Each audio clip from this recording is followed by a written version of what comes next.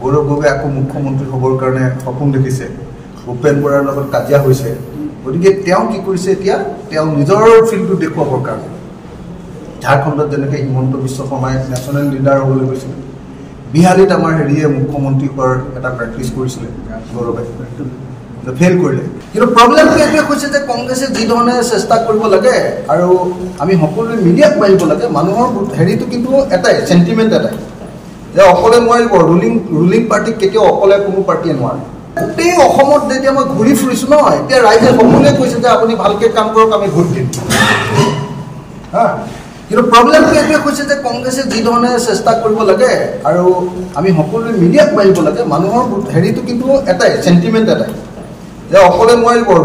ruling পাৰ্টিক কেতিয়াও অকলে কোনো পাৰ্টিয়ে নোৱাৰে অপজিশ্যন পাৰ্টিয়ে কেতিয়াও ৰুলিং পাৰ্টিক নোৱাৰে ইজি পাৰ্টি নহওক ৰুলিং পাৰ্টি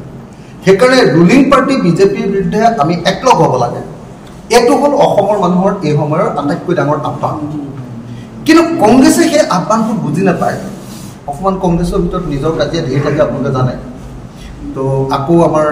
গৌৰৱ গগৈ ওলাইছে গৌৰৱ গগৈ আকৌ মুখ্যমন্ত্ৰী হ'বৰ কাৰণে সপোন দেখিছে ভূপেন বৰাৰ লগত কাজিয়া হৈছে গতিকে তেওঁ কি কৰিছে এতিয়া তেওঁ নিজৰ ফিল্ডটো দেখুৱাবৰ কাৰণে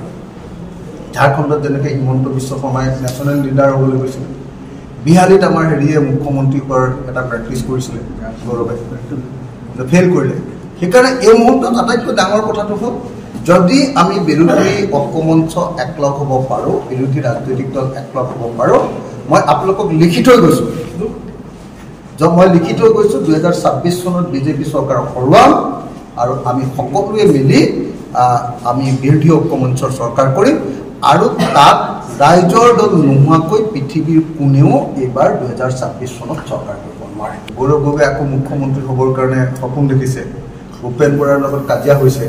গতিকে তেওঁ কি কৰিছে এতিয়া তেওঁ নিজৰ ফিল্ডটো দেখুৱাবৰ কাৰণে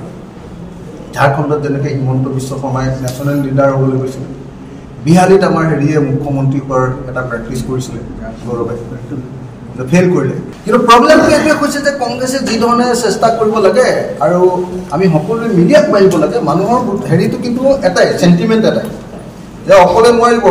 ৰুলিং পাৰ্টিক কেতিয়াও অকলে কোনো পাৰ্টিয়ে নোৱাৰে গোটেই অসমত যেতিয়া মই ঘূৰি ফুৰিছোঁ নহয় এতিয়া ৰাইজে সকলোৱে কৈছে যে আপুনি ভালকৈ কাম কৰক আমি ভোট দিম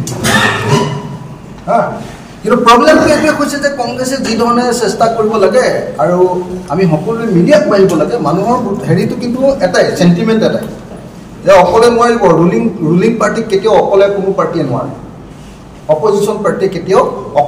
ৰুলিং পাৰ্টিক নোৱাৰে ইজি পাৰ্টি নহওক ৰুলিং পাৰ্টি সেইকাৰণে ৰুলিং পাৰ্টি বিজেপিৰ বিৰুদ্ধে আমি একলগ হ'ব লাগে এইটো হ'ল অসমৰ মানুহৰ এই সময়ৰ আটাইতকৈ ডাঙৰ আহ্বান কিন্তু কংগ্ৰেছে সেই আহ্বানটো বুজি নাপায়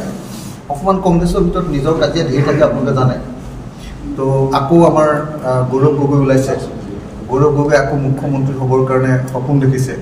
ভূপেন বৰাৰ লগত কাজিয়া হৈছে গতিকে তেওঁ কি কৰিছে এতিয়া তেওঁ নিজৰ ফিল্ডটো দেখুৱাবৰ কাৰণে ঝাৰখণ্ডত যেনেকৈ হিমন্ত বিশ্ব শৰ্মাই নেশ্যনেল লিডাৰ হ'বলৈ গৈছিল বিহালীত আমাৰ হেৰিয়ে মুখ্যমন্ত্ৰী হোৱাৰ এটা প্ৰেক্টিছ কৰিছিলে গৌৰৱে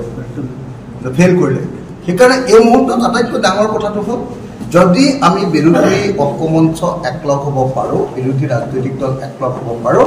মই আপোনালোকক লিখি থৈ গৈছোঁ 2026 চনত বিজেপি চৰকাৰক হৰুৱাম আৰু আমি সকলোৱে মিলি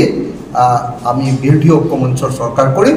আৰু তাত ৰাইজৰ দল নোহোৱাকৈ পৃথিৱীৰ কোনেও এইবাৰ 2026 চনত চৰকাৰ কৰিব নোৱাৰে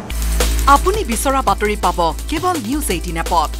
নিউজ 18 এপ ডাউনলোড কৰিবলৈ স্ক্যান কৰক এই QR কোড গুগল প্লে ষ্টৰতো পাব এই নিউজ 18 এপ